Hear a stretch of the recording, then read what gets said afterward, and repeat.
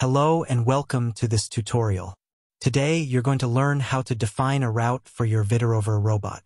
This feature allows your robot to start from point A, its current location, and travel to point B, the destination you have defined. To start, open your web browser and go to cloud.vitirover.eu.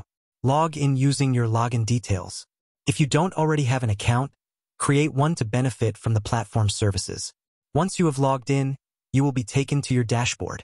This is your command center, where you can manage all your robots. Next, in the menu on the left of your dashboard, select the robot for which you want to program a route. The dashboard will update to show the specific information for that robot. To create a path, click on the first icon at the top left, entitled Draw a Path. Then place the dots to create the path your robot will take to reach its destination. Once the path has been created, you can set the width of the path, depending on the potential obstacles in its itinerary. Finally, all you have to do is click on the Send button to send the path to the robot. And that's all there is to it. You now know how to create a route for your Vitirover robot. Thank you for following this tutorial. For more information, please visit our website.